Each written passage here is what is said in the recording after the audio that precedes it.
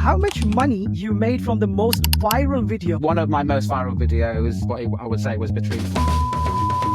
One of the things that I find weird is like when people say like, get a real job. Oh yeah, that's a classic I'm one. like, if earning that much money from one video is not a real job, then what is a real job? At some point in your TikTok journey, you are going to do a live stream and not make any money, and you've got to be prepared for that. Consistently been able to earn enough money that I would be in a position to pay my bills. I'm sure you're making enough to make more than to pay your bills.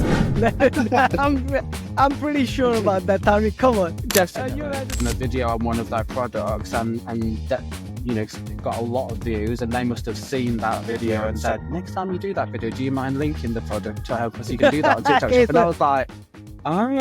Welcome to Talkcast, guys, a show where you come to get inspired by the success stories of creators and brand on TikTok and live with a mission to create your own success story. If you're joining in for the first time, I'm your host, Saj, and today with me, I have Tariq, who goes with the profile name Life of Mr. T on TikTok UK. And links to all the socials for the show and Tariq's profile will be in the show notes or the description below. First of all, welcome to the show, Tariq. How are you doing today? Thank you for having me. I'm very good, thank you. Yeah, I'm really good, apart from the snow, but you know. That's true. I think the weather has completely changed recently in the UK. I really appreciate you taking time to join us and share your success story, your journey so far on the TikTok or TikTok shop. So without further ado, let's get into it, and we'll start with a quick basic question that I usually tend to ask is, because a lot of people are starting or wanting to start their journey, and they always want to know how their star creators started. So let's start with one of the basics question first. What was your background before you started your TikTok shop journey? Before I started TikTok shop, I was working for a building society in mortgages, nothing to do with TikTok, and I kind of accidentally started doing TikTok shop, if I'm honest with you. It was never my intention. Like, I never joined TikTok with the intention that I will become a TikTok shop creator. Right. I think that's kind of the initial story for most people. They just stumble upon something, on social media or anything else for Meta, when it's something like a side hustle. Yeah. So let's kind of rewind a little bit back into your story. Now, as you said, obviously TikTok shop is not something that you that you intended to start with, but I'm sure your journey didn't start straight away with TikTok shop, because looking back at some of your contents, if I'm not wrong, I think probably you might have done some other content as well, but from what I can see is I think you started your journey with gastric sleeve. I'm not very versed with that, what exactly it is, but I know it's kind of something to do with the surgery where they decrease the size of your stomach or something like that. So I know a little bit about it. So is that... You've done your research. A little bit. So yeah, that's how I started on TikTok. So I used to post on TikTok like amateurly, like during lockdown, I'd do those funny dances and I would do all of those miming to like this voiceovers and stuff, and that was just for fun. I really got into TikTok probably coming up to 2 years ago, because I was at a really low point in me personally, my mental health, my weight, my health. I'd let things slip way beyond what they should have. And I was the heaviest that I was almost 20 stone. And I've always struggled my whole life with my weight. And so I took a decision that I need to do something dramatic. And so I went and had a gastric sleeve, which is a type of bariatric surgery where they remove around 80% of your stomach. So you're restricted in how much you can eat. And so from having my gastric sleeve, I always knew I would share my journey on TikTok and on my other socials as well, with the intention that if I can just inspire one person that felt similar to how I felt and was going through similar mental health struggles that I was going through, then it would be worthwhile doing. And that is how my journey on TikTok truly started, because I started sharing everything about what I eat in a day and the supplements I was taking and the struggles that I was going through after my gastric sleeve surgery. And I found this wonderful community of people that were behind me and supported me and that were getting inspired by me. And it kind of just went from there. I went from probably a couple of hundred followers to now approaching close to 60,000 followers. And it's been amazing. Yeah, it's literally changed my life. It literally changed your life. Yeah. And I think that's what, that's why people say, just kind of organically share your journey and people will Yeah. start connecting and your tribe will kind of get bigger and bigger. So when you started this, you said initially it was something, because I kind of shied off a little bit of TikTok when I started in 2020. So my timeline is almost around that same, but I started creating on YouTube first. I thought, Yeah. what should I create? So I come from like Amazon background. So I started creating some of those videos. But my opinion about TikTok was the same. I think it was about like, oh, people are dancing, they are lip syncing to the songs as well. And then slowly, I think like the older generation came in as well, and they started Yeah. creating even educational content, which at that time Absolutely. no one thought that they would connect. So staying back at the same stage where we are right now. So you are obviously for fun, you're creating because everyone started creating content, and I think that's when TikTok really went up during that first few, I think the first 2 quarters of 2020. So at that time, I'm assuming you don't even have that 1,000 followers needed to start the TikTok shop. You're just literally starting from scratch, right? Yeah, literally started from scratch and just sharing organic, genuine content with the intention of trying to help people through similar struggles that I was going through. And I still do that to this day. That's not stopped. And I will always continue to do that. That will always be the foundation of my content across all my social media. It just now has a couple of ads in between some of my organic content. No, I think that's good, and I think that can be a part of creator rewards as well, which will sometimes probably come into the how much you kind of concentrate on that. But I think you have to always kind of stay at your at a profile level where organically you actually started growing. Yes, people would love all the shoppable contents you create, but the way you started, I think it's better to kind of stay on that part as well. Maybe it's not in entirety, you don't have to do that, because I know you still kind of create content like week 200 or week 5. I don't remember what the count is, but I still remember you do like the weekly counts, and you still show what you eat on certain days and everything. So it's fantastic to see. I've shared, since I had my gastric sleeve, I've shared a what I eat in a day video every single day for almost 2 years, with not missing one day ever. Even Christmas Day and like significant days, like I have shared my what I eat in a day video like consistently. That's really good day discipline, I would say. That's a good discipline, I would say, especially because you guys create so many shoppable videos as well. So that's good to know. So how did you actually come across TikTok Shop, if I may ask? Like, was it something like you got an invite from TikTok because you were gaining followers or something, or you heard someone else doing it? Yeah, so I just naturally got over 1,000 followers, and to be honest with you, I didn't even know what TikTok Shop were. Obviously, I've seen content on TikTok Shop, but I've never ever created any TikTok Shop content, and so I got an invite from TikTok to say, do you want to join TikTok Shop? And I thought, I'll do it and join it. And I think I signed up and had a showcase, and probably didn't use that showcase for a good couple of weeks or even months, because I didn't even know what it was. I just signed up for something that TikTok invited me to. And then for me, because I was, through my natural and kind of my organic content, I was already sharing product recommendations, and I was sharing products that I was using and protein products and supplements that I was using, but I was just not linking anything because I didn't know you could do that.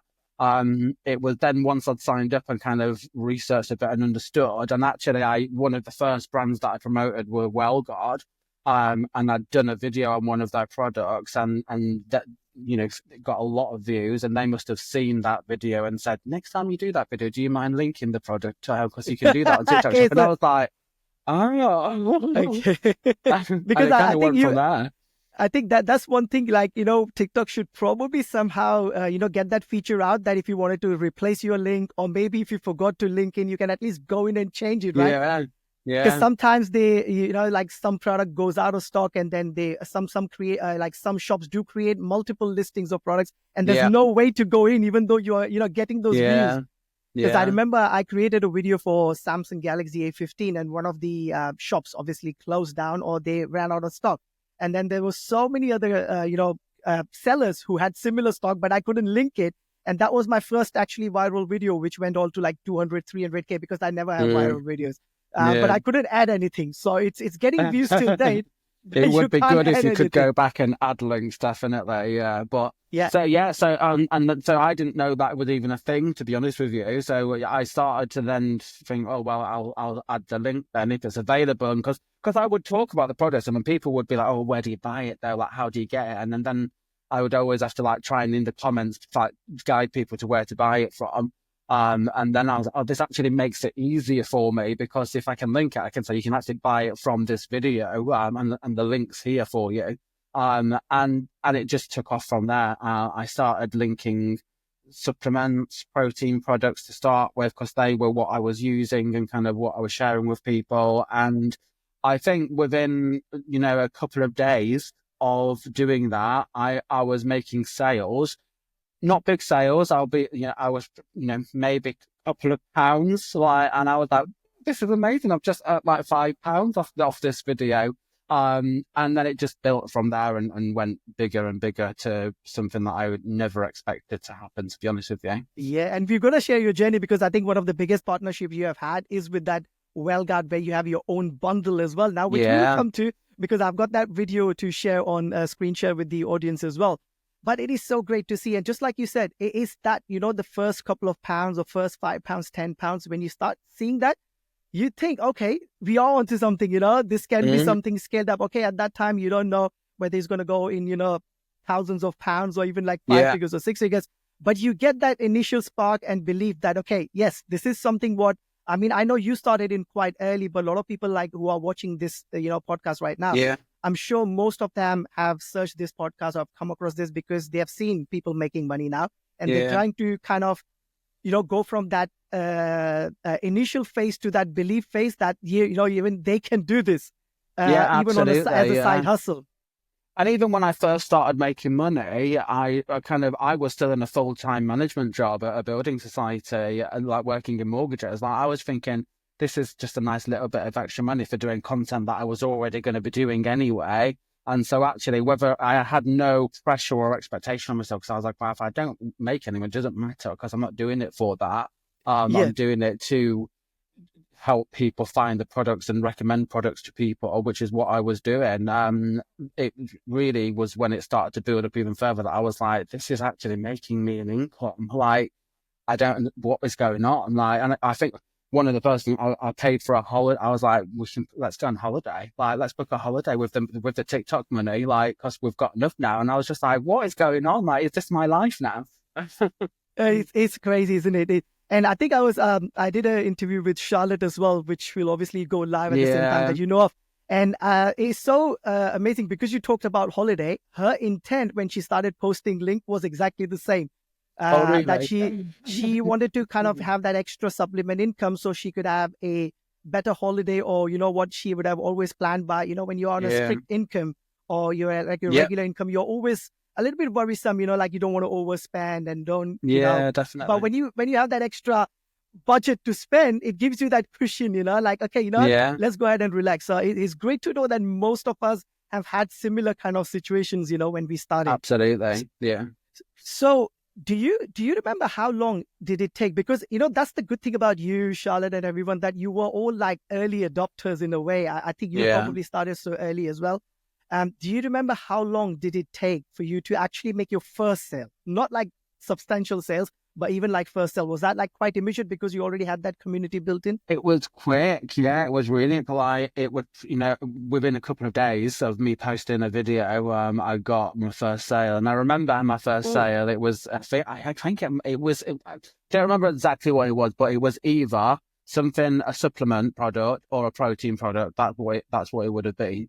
And I remember thinking, oh, wow, that's amazing. Someone's trusted me and bought something from my link. That's amazing. It actually made me feel really good, because I was like, actually, I've made some commission from that sale, but my intention was to just help somebody find a product that they may want to use. And I was like, that made me feel really good. Someone's trusted me. Someone's trusted my recommendation. Someone's bought from my video. That's amazing. It is amazing. And I don't know if you usually listen to Gary Vee, because I'm a very, very big fan of Gary Vee. And he's always been like for years saying, like, because a lot of people get stuck when they want to start any kind of content creation, like I think what to create, right? Yeah. And he just says, if you haven't been an expert in something or nothing, just document your life. And which is kind of, you are probably a prime example about that. You were just kind of, documenting your journey with guest speakers. I mean, some might have, with something else, or even if it's something like you have your first kid, and you Absolutely. are kind of going through that journey, that could become then a way to promote, like, what's the best product, or what kind of lotion you use, what kind of nappies you use. I mean, there's so many things connected to every scenario. Yeah, and it's great to you see will that find it just your starts. people, like when there is content, people are interested in every content possible. So something that I put content out there sometimes where I'm like, oh, no one's going to be interested in this, like, and then I'll do a video on it, and then it'll blow up, and I'll be like, oh, people are interested in that. Like, if what you think's not interesting, sometimes is interesting to other people, and so create the content and share your day and kind of come and spend a day with me, or come shopping with me, or look what I found in this supermarket. This is great. Like, people like it, like, and you will find your community of people out there that enjoy watching your content. Yeah. Yeah, and I think it's more relatable as well. And I think especially Gen Z and even like others as well, I think we are moving into that phase now. Yes, we had like vlogging and everything, which became popular, like a decade ago. But I think now it's more like people do like more organic stuff, like seeing something rather than like a scripted show. Yeah, definitely. I agree. It's a big shift. It's a really, really big shift. So you said you made sales, quite early on. How long did it take for you to kind of be in a position now that, say, because I know I didn't knew about this actually up to very recently, and I saw one of your posts or you said something in one of the the star groups that you actually have this as a full-time gig left now. So you left your job and you went in full-time on this. So how long did it take for you, first of all, to kind of say replace or be at par with what you were making? Because I'm sure you would have needed that kind of confidence and, peace of mind that at least I'm making similar money, that you have that leap of faith now that you are exiting your job. So how long did it take for that phase? And I'm assuming now this is kind of your full-time job. Yeah, so this is my full-time job now. So I'm a full-time content creator, and I have been for, February. So a couple of weeks away. It will be 1 year. I will have been a full-time content creator because I left my job in February last year. And for me, I was creating content and doing TikTok Shop for a year, basically. So I've been doing it for 2 years, and I've been doing it 1 year full time. I just needed to make sure that, because obviously with TikTok Shop, nothing's ever guaranteed. Like, you don't know if you're going to make sales. You don't, as we've seen, it's a roller coaster. It's a roller coaster. You could get banned tomorrow and your income's gone. Like, anything can happen. And so I just wanted to make sure that my income was consistent enough level that I would be able to pay my bills and still be able to live my life the same way that I were when I was working in a 9-to-5 job.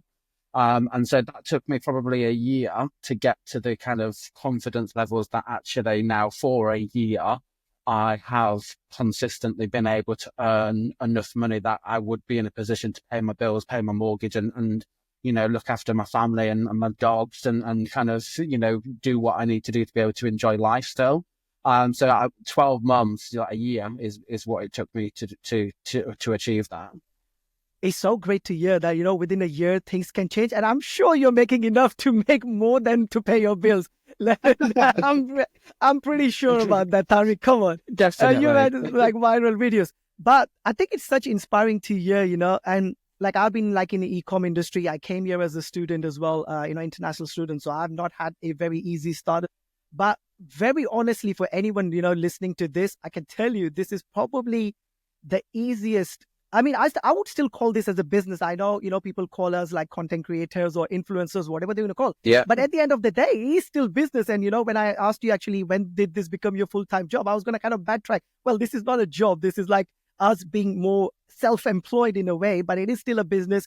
You have to, do you know what? I feel like I work harder now than I did in my 9-to-5 job, to be honest with you. Like, I think people don't realize that, whether it's new creators that are wanting to start out, and then, because I get messages from people that are, okay, this is so hard, and I'm like, it is hard. And then you get those people that don't know anything and will almost try and troll you and say, oh, get a real job. And I'm like, if you knew what goes on in the background to create content, to find the products, to build a relationship with the brands, to edit, to, all of that stuff in the background, run your business as well, because obviously in the background of all of this, you've got admin to do to make sure you're compliant with all of the HMRC rules and everything else. Like, it is hard work. Like, It is hard it's work. a steep learning curve. And we have had so many basic questions recently in the star group, if you remember, like how to do accounting for Yeah. samples, regular accounting. I mean, there's so many things which It's a goes minefield. behind the scene.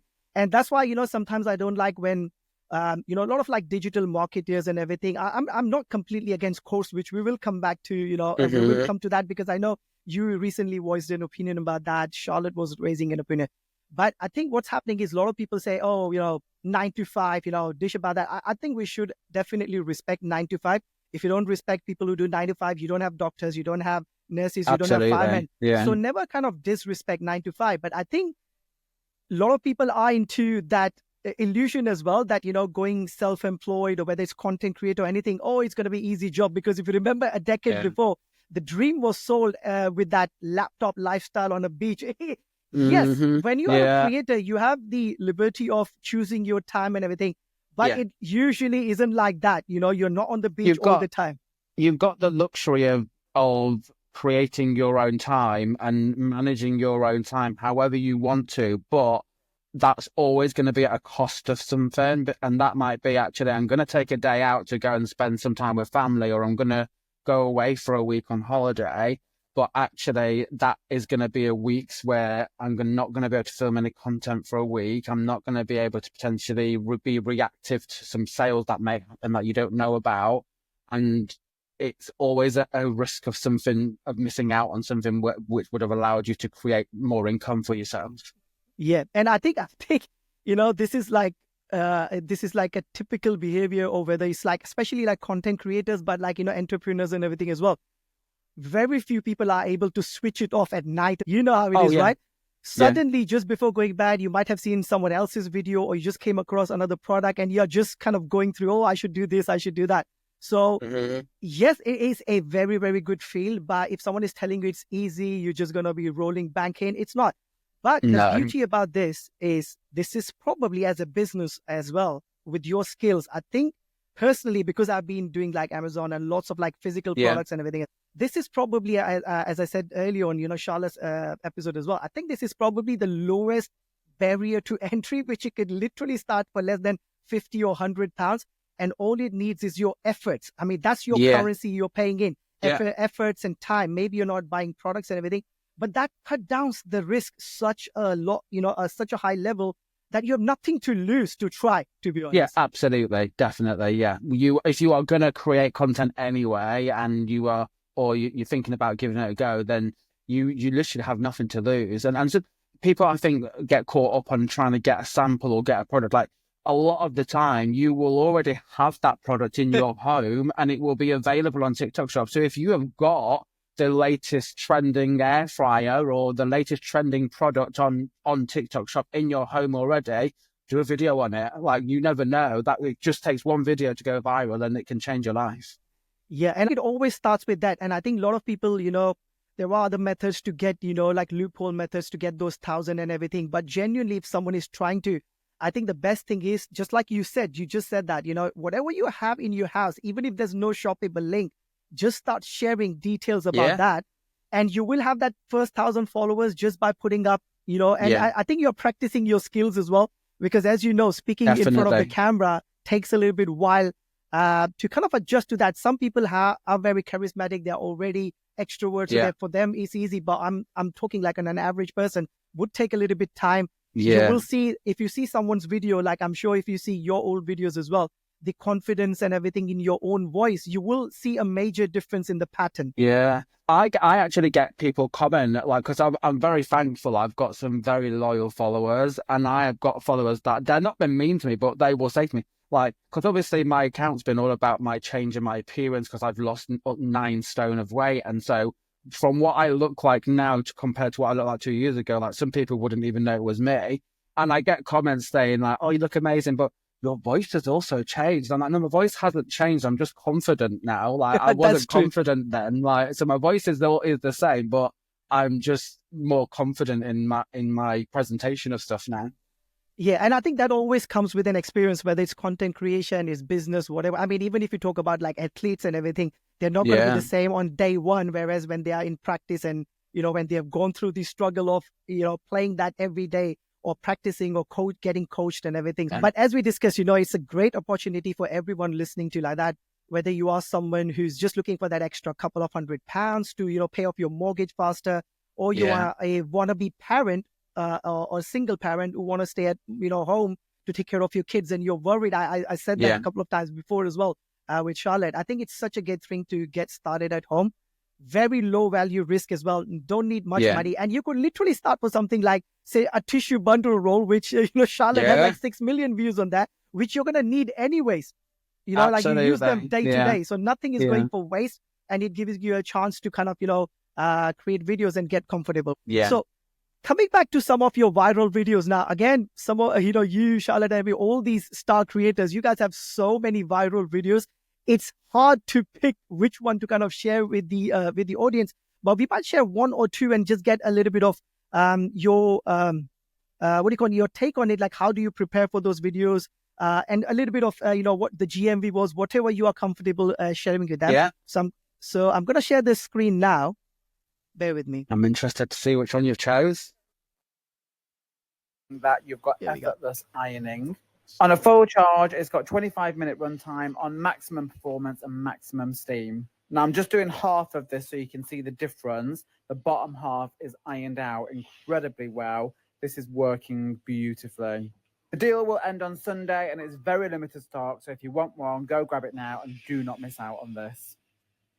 This is the Morphy Richards cord. So do you remember that video? That video changed my life. That changed your life. And you wouldn't believe, those were the days I was actually going live with this one. And I was monitoring like how many units are being sold, right? So I was selling about 50 to 60 a day, but that's being on live for like hours and hours.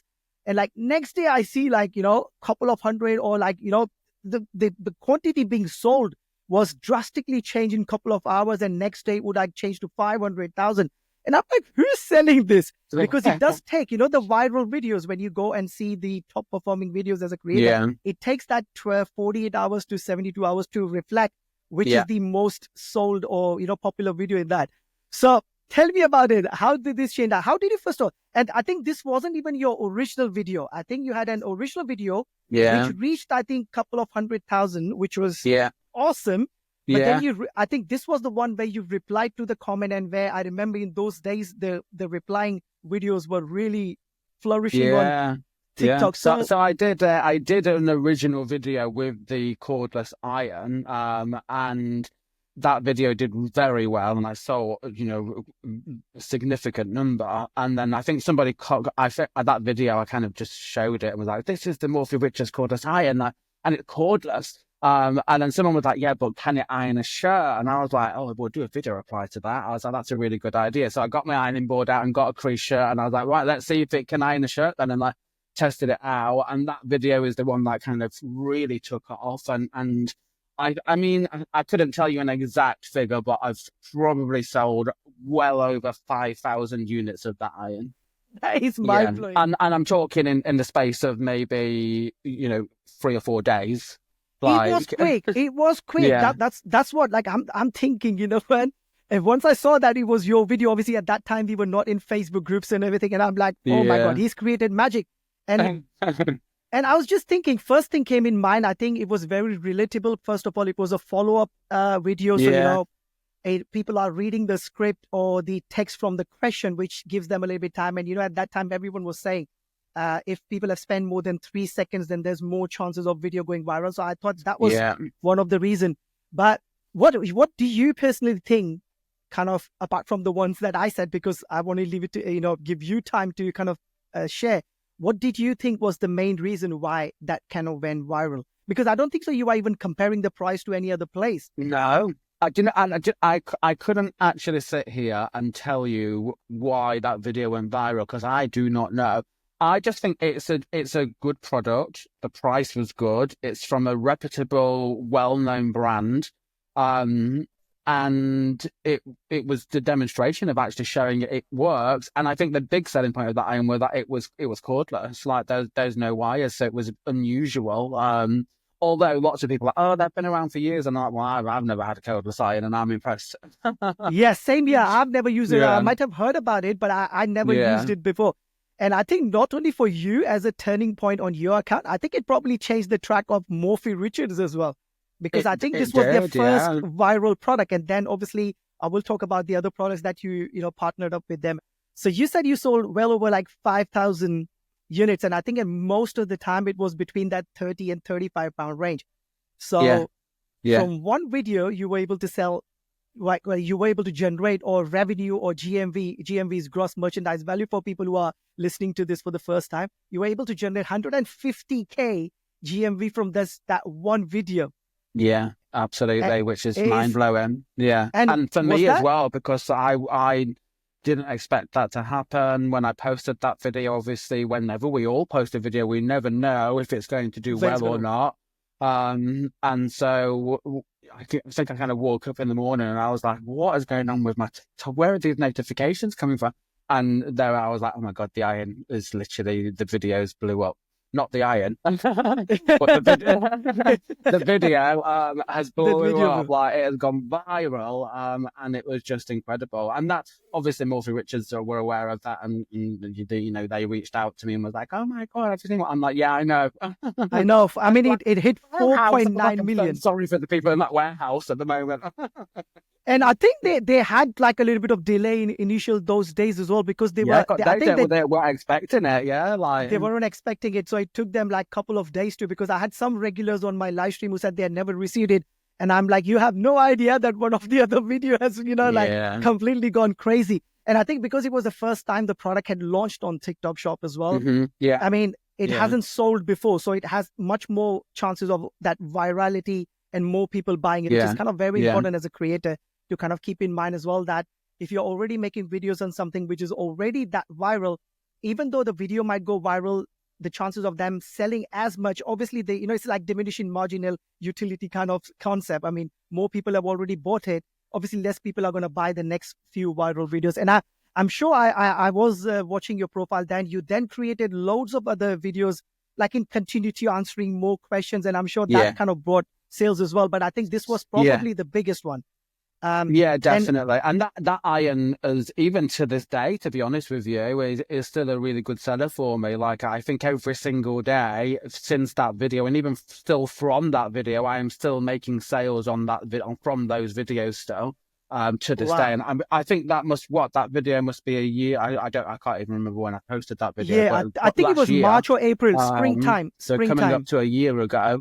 And I still make sales from those videos now, even to this day. Like, even today, like, I've sold some of those irons still, and they are I haven't done a video on that iron for a couple of months, so they are still coming from those older videos. That is crazy, isn't it? So, I mean, a lot of time people say, like, it's not exactly passive income. Yes, it's not exactly passive income, but just like real estate, you have these like videos that are your assets in a way that you keep on building. And you will always have, I mean, recently, just yesterday, I had like £1 commission from, those 3-pin extenders, which I did in January last year. Suddenly, somehow, it's made a couple of sales in the last few days. And I'm like, why has suddenly this started making sales? Yeah, but maybe people have got new gadgets and they are running out of sockets. I think as well, like, going back to kind of off topic a little bit, but like when you were saying, like, when did you know you could do this full time? I think it was once I had also built up enough content, because like we're just chatting about, you might do a video and you might not actually make, I do multiple videos now where I make 0 sales from it. But then in a month's time, all of a sudden, it starts getting traction and starts getting views and starts getting sales. And I'm like, that video was like from like a month ago, like, and I made nothing from it. But now, 2 months later, I'm making money from what's going on. Like, and I think consistency is, and I think that's what I've done really well with my account, is I've consistently posted every single day, whether it's my what I eat in a day videos or whether it's shoppable content. I've built up my content on my account every single day, so that it is consistent now for content, but also for sales. Because you may post a video and you could get 0 sales from it, and for a good couple of weeks, and that can be disheartening sometimes when you when you put effort into your content and you put it out there and it gets minimal views and 0 sales. You're a bit, what did I do wrong? But then all of a sudden, a month later, it starts making sales, and you're like, that's that old video. What just happened? Yeah, yeah. Someone just switched on this video and it started making sales. Yeah. And I think this is a very good point you brought up as well, because for someone who's listening, who's never done, TikTok shop or just content in general as well, it is good to know, because I think it's very important for your mental health, everyone's mental health, because, Definitely. we are in an era where we are chasing, likes and everything. I mean, I'm not saying that anything is wrong, but that's how, we are moving to like social acceptance. You need that social acceptance. I think we put that as a barometer in a way, where when you don't get likes or when you don't get views, we feel disheartened. And it's just like any other sports or any other activities. Sometimes when you're at your regular day job and you might not be getting, people talking good about your performance and everything, and you might feel down. It's the same thing, but because we are on social media now and there's trolls and everything, which will again come on that part later on. You need to be, you understand that even for someone like Tariq, who's a star creator, and has had views in millions, sales in like what we talked about, one product or one video selling 150K, which is insane, because in last 12 months I've done a total sales of less than about 800. So you needed only 5 videos to reach at that. But it will not happen on all videos for star creators. And if it's straight away not making sales, don't worry, you never know. Sometimes it's like you might have a product which is more suitable for spring cleaning or something like that. Something like a perfume might come back again in trend during, say, Valentine's or Mother's Day or Father's Day. So you never know when your videos will, no, totally start going. But this is an amazing video once again. Now, I know a lot of people don't like to, share how much money they make, but just to give people an idea, if you have been doing TikTok shop and if you know what kind of commissions like most creators make, just think about it and have an idea of what one video can make. And yes, you might make 30 or 50, 100 videos a month. Maybe 100 of, out of 100, only 80 of them might not even make that much sales. But even if 1, 2, or 3 products end up, going viral, or videos end up going viral, you will make much more money than most of the people make on an average income in the UK. So to answer the original question as well of when I knew I could kind of make TikTok my full-time job, but one of the reasons I knew that I could make that possible, and I had 1 month in TikTok where I earned my yearly salary from my management job in 1 month, and I was just like, and I cried that at the end of that month, like I actually broke down, and because that 1 month changed my life. I'm not from I grew up in a cancer estate. My mom, a single parent, and always worked, her very hard to kind of provide for us. So I've never had that much money before, and I've never experienced that before. And so for me, it was very overwhelming. It was last year, and I earned my yearly salary from my 9 to 5 job in 1 month, and at the end of that month I cried, like with happiness obviously, but also mixed emotions. I was like, this is just like, this doesn't happen to people like me. Like I've never experienced that in my life before. Like, is this really happening to me? Like, this is amazing. Like, and I'm thankful forever for it. Yeah. Yeah, I think especially like you said, most of us come from humble, family. Like, yes, we have had good. I mean, our parents has given us, whatever the best Absolutely, they could. Yeah. But most of us, I believe, into the grind and the graft. When you are starting out something like that, I don't think so. Most of us have been that kind of privilege that do whatever you want. We have started from the scratch, and when you build, and when you sometimes, like you said, sometimes when you make so much money on this app, that it is hard to kind of let go your work and as well, because sometimes you're still not into that belief that yes, you will be able to sustain it. That's kind of, I think, and I think that's why you didn't probably leave it straight away as well, because you want to make sure that it's sustainable and it's happening time and again, not just like one-off. Absolutely. Yeah, definitely. And that's the thing, it's got to be consistent, because you can have one buyer a month, that's great, but you've still got, 11 of a month to go through the year where you've still got to be able to pay your bills. Yeah. Yeah, I think the best thing is when you have a sudden, success like that, at least then it kind of inspires you more, or inner belief. Yes, you might be a little bit scared and skeptical that is it still going to happen one more time or not? But at least you have that first bit of confidence that, yes, I'm onto something, It definitely gives you that definitely. confidence. Right. Let's have a quick look at one more video, if you don't mind. Yeah. I had planned loads of them. Stock, less than 99 available, and so this will sell out today. In this pack, you are getting the fragrance mist, the full size Boom Boom Cream, the body scrub, the body oil, and the shower cream. This is just a divine Christmas present. The packaging is absolutely gorgeous as well. And like I said, there's a voucher code available as well. So check your coupons. And this will sell out today. So if you want one of these, then run right now and get it. This is not a drill. Here we go. And I think that's it did sell out that day from that exactly video. yeah, because the most of the comments, and I think because it's sold out, I think that was one of the reasons why this became more viral as well. Because people are constantly commenting. Some of them are commenting about the name of that cream, which is Boom Boom Cream. Yeah. But man, 6.5 million views on this. Yeah. That video actually was one of my first videos where like people start to recognize me like out and about. Like oh, I've seen you on and I was like, oh my God, this is God. God, it's very different.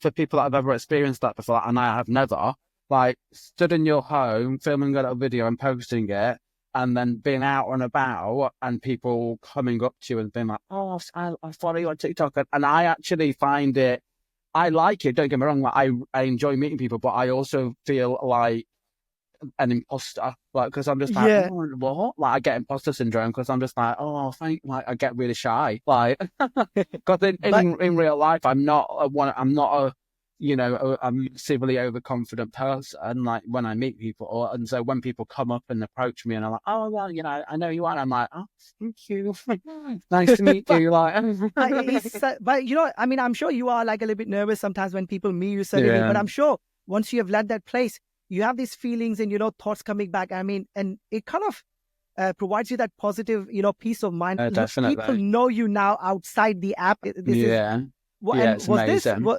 Was this done in one take, or did you take a lot of time to record this? That was done in one take on my lunch break. Of course, I was still working then. I was working from home, and I was on my lunch break, and I was like, because obviously when I was for the first year of doing TikTok Shop, I was managing my full-time job as well as doing TikTok Shop as full-time pretty much as well.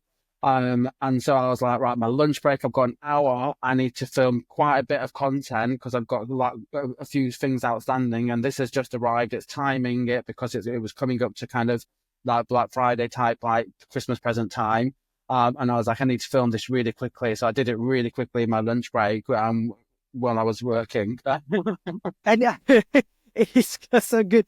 I think that for anyone, who still works in like, obviously like a physical location, base, your workplace as well, just take a couple of products in your bag, while you're having your lunch. Do it in your car, like, do it, do wherever you need to, just do it anywhere, yeah.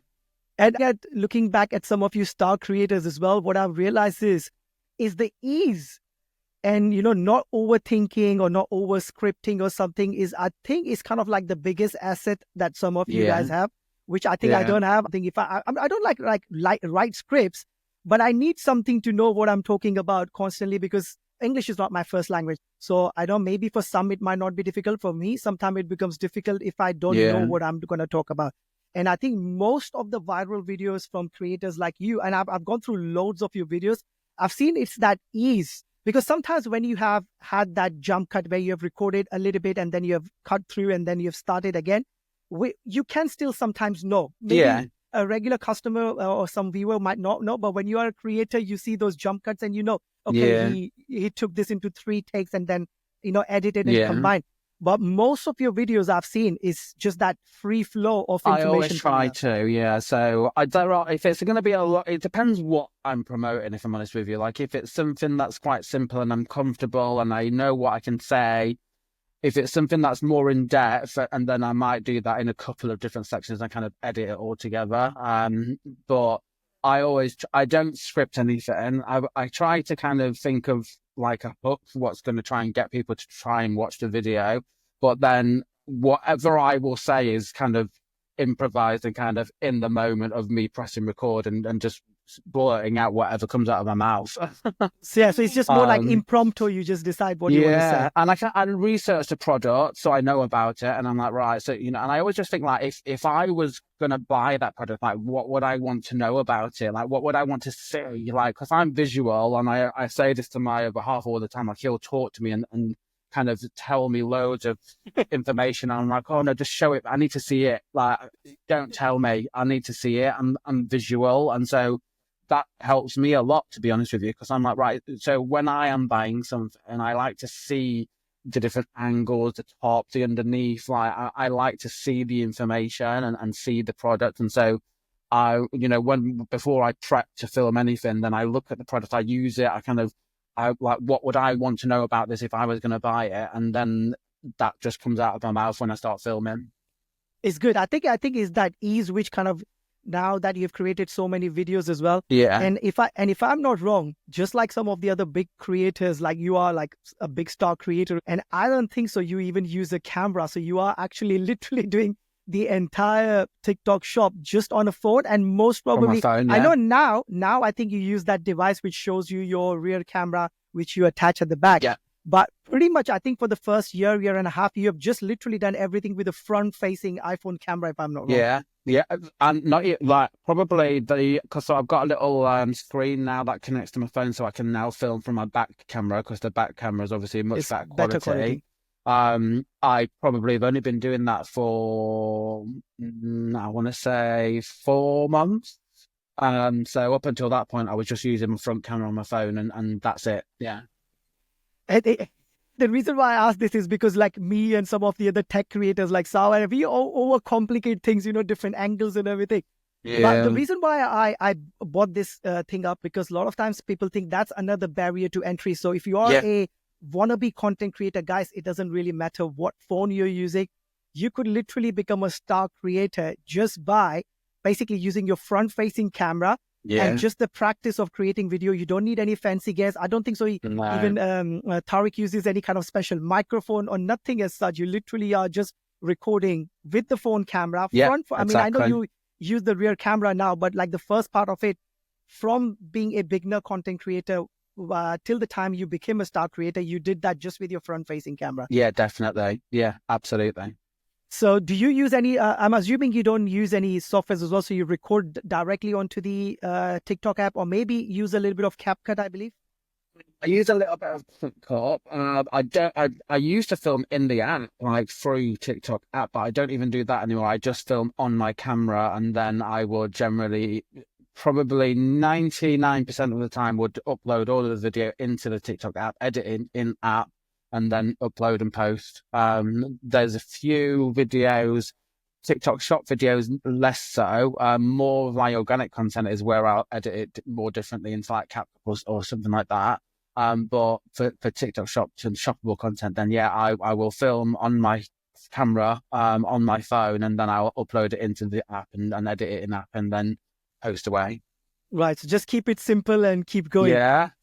I think sometimes that's the best way, really. And there's some great features in the app, to be fair. Like, I'm not an expert editor, and you talked then about tech creators use different angles and stuff, and different cameras and that. And sometimes I will watch your content and other tech creator content and think, look, they've showcased that so well. I would love to be able to do that and have different angles, but I have not got the expertise or editing skills to do it. Well, I can't do it. Yeah. It's just like, obviously I might be wrong here, but what I feel is TikTok is kind of an app. And that's why most of the star creators like you, who have excelled so much, so fast as well, compared to, like if you talk about any other social media where people have like scripts, they have angles and cameras as well. Because I think just like, to the point that I was saying earlier, I think we are into a kind of a day and age where people still prefer now more of a raw footage rather than edited footage. And especially they just want people to demonstrate the product, which is where I went wrong a lot. I will do unboxing videos, just typical being like that tech creator, and I know a lot of people would just scroll off because they want to just see the product in action. I want to see it, and which is why I think you're, the Morphy Richards iron, because you're literally ironing that cloth. People can see it's creased up t-shirt, I believe you had there. Yeah. And, you're showing, I think on one of the other videos, you actually showed steam as well when you started the video. That was kind of that your was visual one of my hooks. It was like exactly to the camera. Yeah. So I think it's great to hear that you don't need any kind of expertise, even if you are someone who's just starting out with basics. Just be authentic, and especially if you are starting out, most of the times you would buy products just to use it yourself anyways. Yeah. That will come out, organically, and people will connect to that. And rest, obviously, it depends on the products you're promoting. Yeah. But it is easy. You just need to get started, guys. And the best part is, I know you don't do it much, but there are a lot of creators who are still into star creators like James Jayed. I believe I think he only started showing his face now. I think his recording space, I don't know if you remember J Gems, he's got these like two, I think it's fake plants next to his cooker knobs. I think so late night, I think after he's done with the dinner and cleaning and everything, he's just got like white light reflecting there, and he's just doing that point of view rather than even showing his face. Yeah. And some of the content I watch where I'm like, because when I use TikTok myself now and I'm scrolling through, and I like obviously look for inspiration, and like sometimes some of the videos that hook me, I'm like, there's no one even in that video. It's just it's just something been used, like. So that's faceless content, I don't really do faceless content. I've tried it doesn't really work for me. And not to knock anyone that does, because it does work and it can work. But it doesn't work for me and my audience. But I think that's because my content has always been personable, and people always expect to now see me. But yeah, like when I watch TikTok, when I'm looking through TikTok, like some of the kind of engaging content I see is like faceless content or a shop video, and I'm like, I'm going to buy that because I really like how they just showed it me. It's just about like demonstrating the product, and I think it's all down to what you are kind of trying to achieve in long term. Look, if you're just going to be basically just doing this for earning extra money or even like full-time income, and income is the only thing that you're concerned about, then it doesn't really matter what style. I mean, do go with the style which you are more comfortable, because a lot of people do point of view style because they're recording first, and then they're just doing overlaying with the voice. So it's much more comfortable because maybe the speech doesn't come out as fluent. Like I stumble a lot, as you can see right now as well, in between running out of English words. So I think just go with the flow, whichever works for you. But I personally think, like you said, you like showing your face. I think that is a little bit more important if you want to grow yourself as a brand. Yeah, definitely. I agree. Yeah. Because, every brand usually would have a face. So I think when you are a content creator, you are kind of growing on side, you're growing yourself as a brand. So I think if you're showing your face, you have much more chances of getting collabs and everything in the future. I agree, yeah. I think people, off TikTok in as my well. opinion anyway, people buy from people. Exactly. And so to influence people, I feel anyway that you have to kind of put yourself out there. Very quickly now, before we kind of change a little bit of direction on the questioning. Yeah. So how many, do you have like a set plane of discipline? I know it's not like, when you work for yourself, you always can do whatever you want.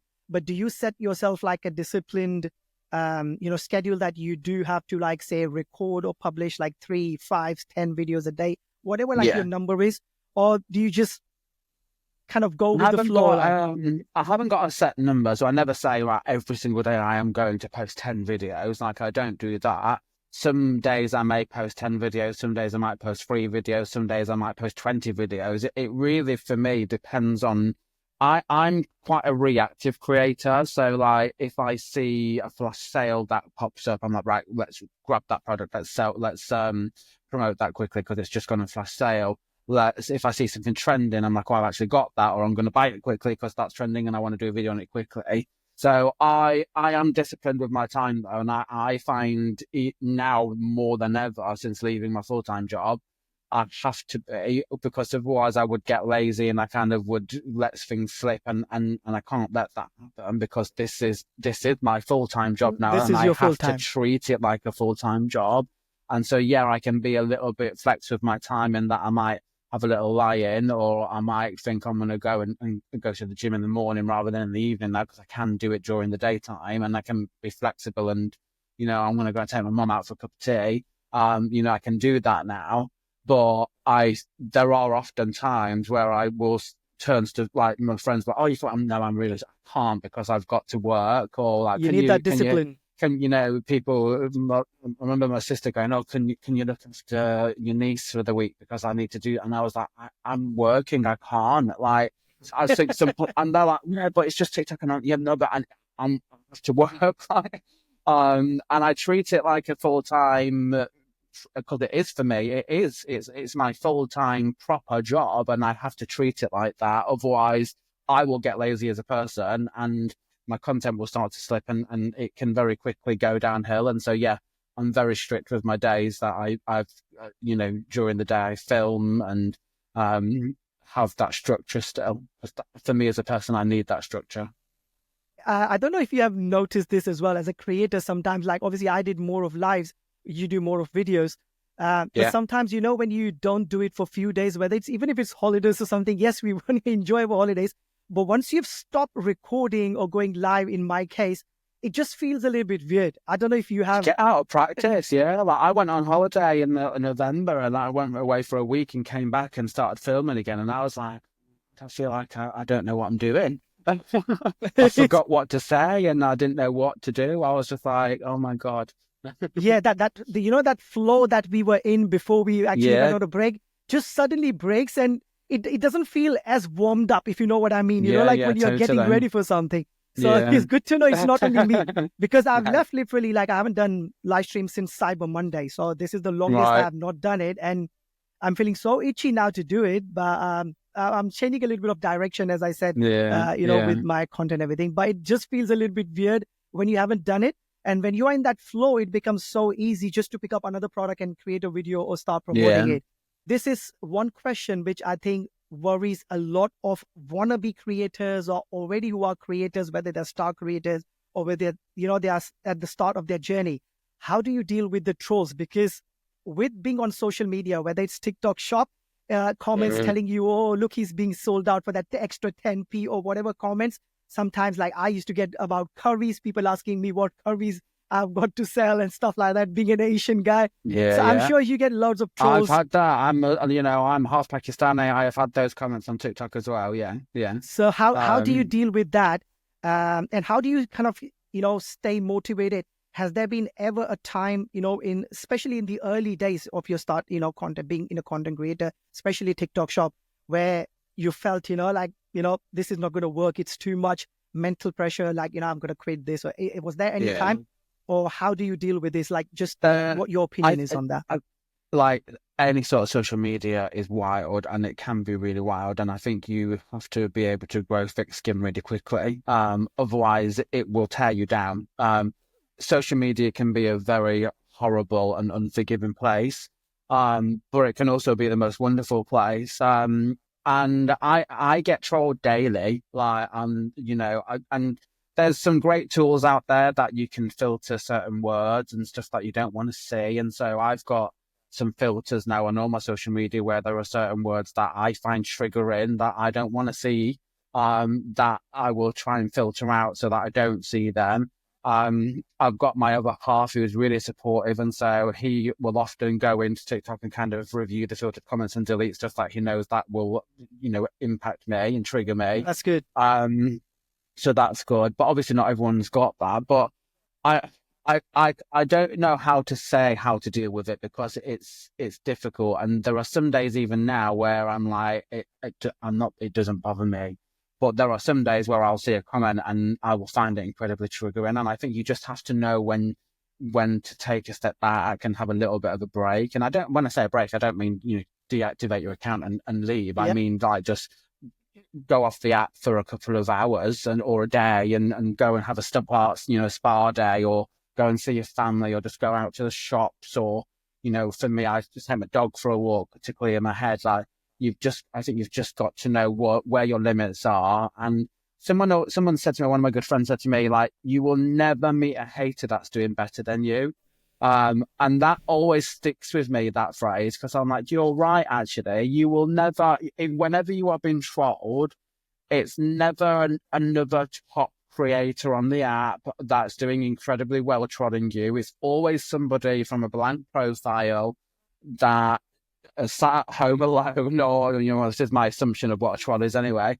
And you will never find a hater doing better than you. And you've just got to remember that when you are putting yourself out there, you are the one that is putting yourself out there. You are the one that's trying to do something with your life. And that person, it takes a certain type of person to sit at home and think, oh, I'm going to be nasty to that person online because I don't like what they've said, or I don't like how they look, or I don't like the colour of their skin, or I don't like their sexuality, or whatever they are trotting you for.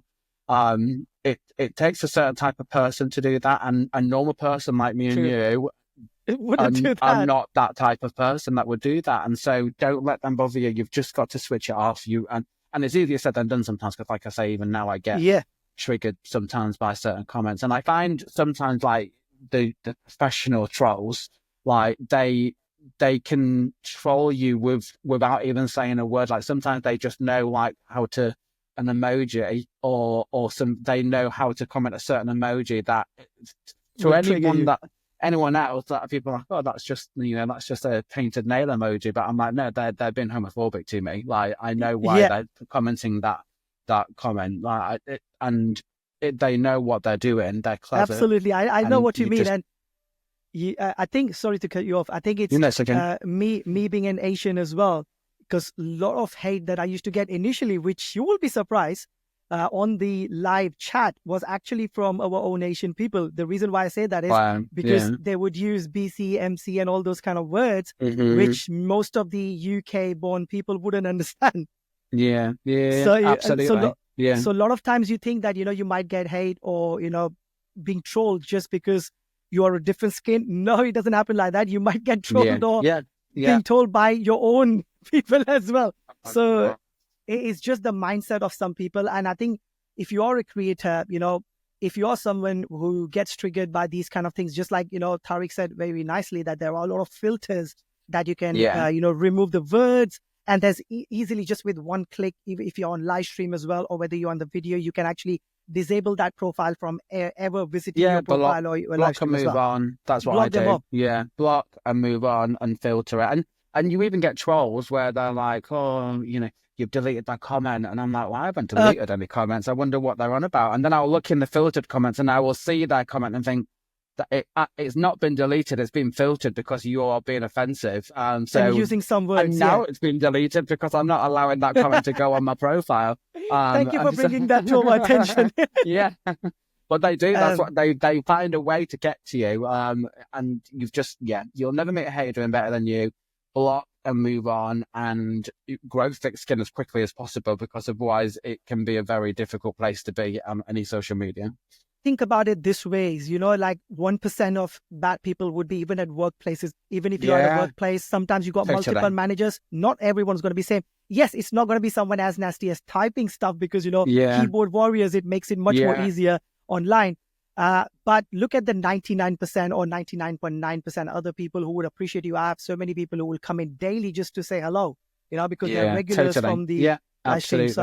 Look at both the sides. Focus on the positive, Focus on the positive, Always have that positive mindset. Definitely.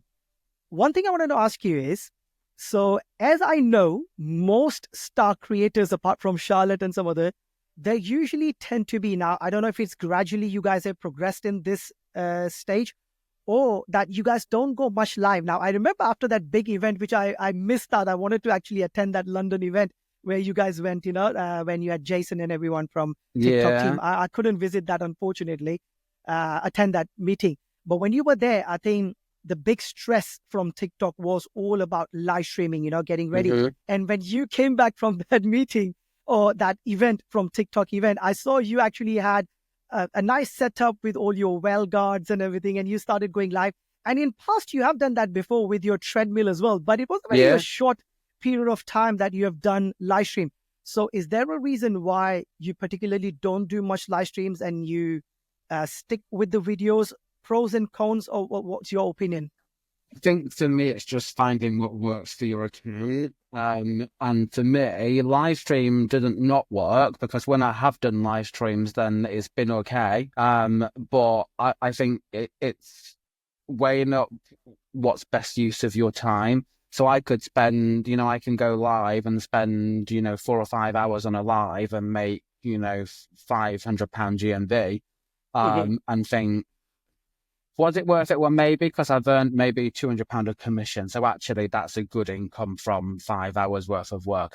I would be happy with that. Or I could film 10 videos and earn £2,000 GMV and maybe get, £600 commission. And actually, well, that's better use of my time to film videos. And so for me, it's finding what works best for my account. And for me, shoppable videos have always been what's worked best for my account. I prefer to go live and not do a shoppable live and just chat to people. And I did that for, I did that for probably a year and a half, where every single Friday, for example, I did Friday Night Live, but it wasn't a shoppable live. It was just me chatting. Hi, let's chat. What are you up to? This is what, or helping people and answering questions on gastric sleeves or whatever it may have been. And that, I love that. I want to bring that back, actually. I don't go live enough, and not shoppable lives, but like I want to bring back just normal me talking lives. And yeah, shoppable lives are just hit and miss for me. Like, there's been lives where I've been live for 3 or 4 hours and I've not sold a thing. And I think that's 3 or 4 hours. That's basically a day's work where I've been live and I've busted a gut, and not sold a thing. But there's been lives where I've, treadmill live, where I've been live for 4 hours and I've sold, a significant number of treadmills, and I've come off it thinking, yes, that was amazing, that live. And it's too hit and miss for me. And I think, like we were talking earlier, your time, you've got to be disciplined with your time, and you've got to, everything you do, whether that is going live or filming videos or taking some annual leave, comes at a cost. And so you've got to weigh up what is best use of your time to give you the best return. True.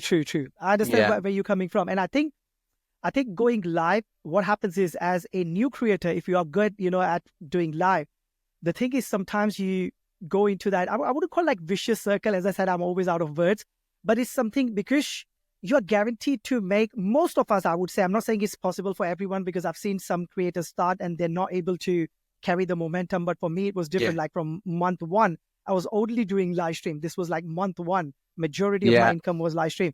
And because sometimes, like I was about to kind of close my 15 years old e-com business.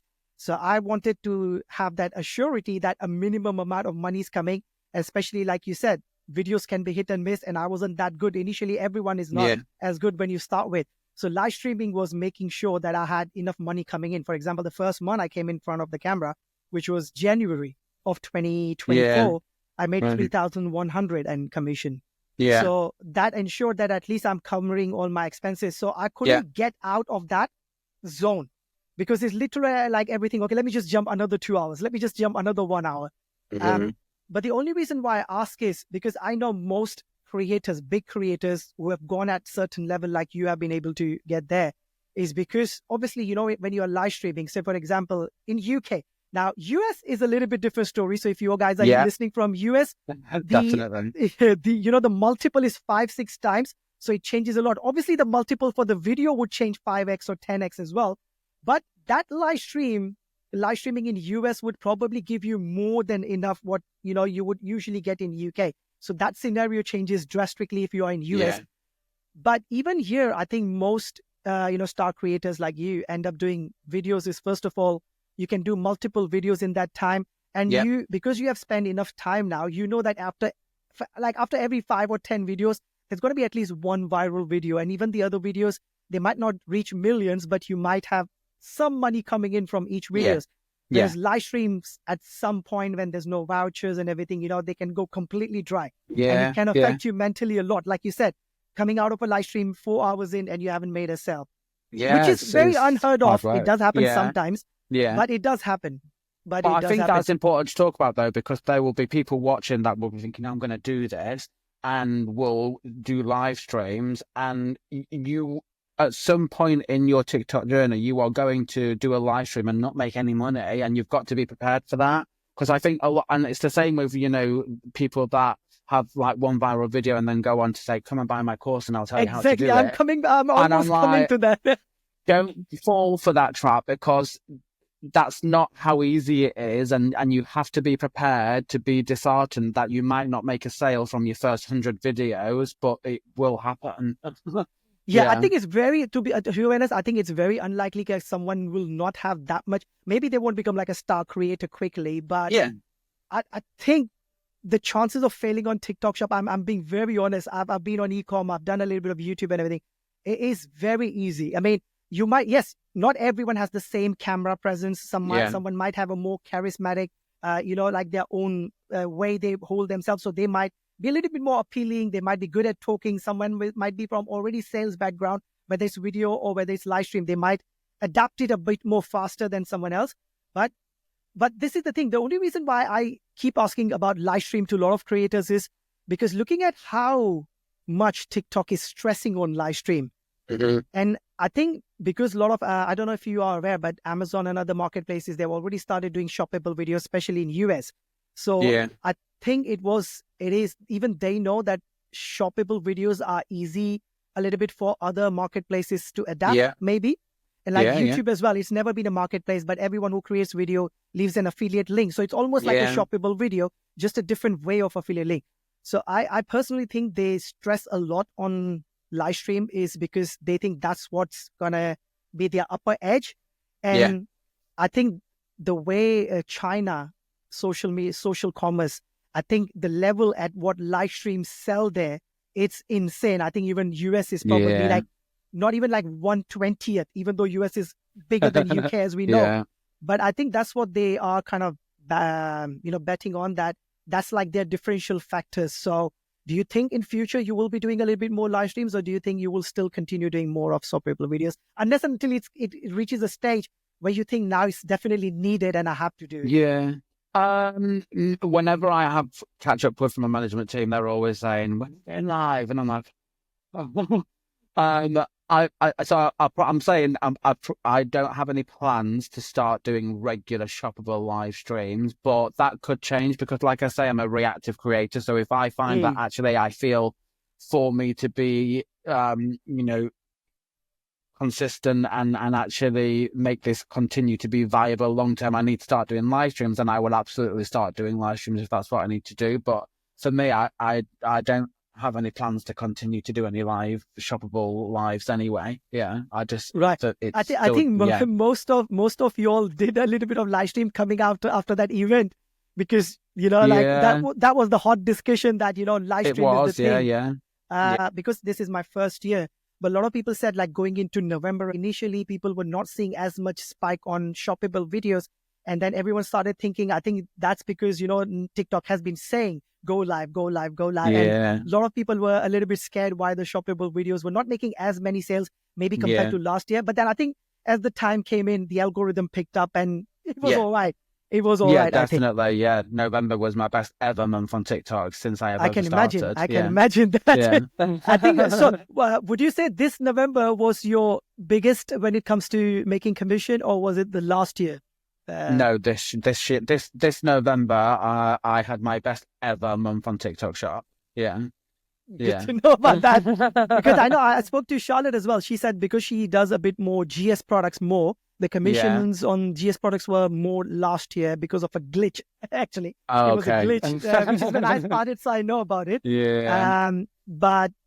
So she said, like, if she would have hit the same, like GMV last year, she would have made more money. So which was a bit weird, because usually you see the other way around, like you have had the experience.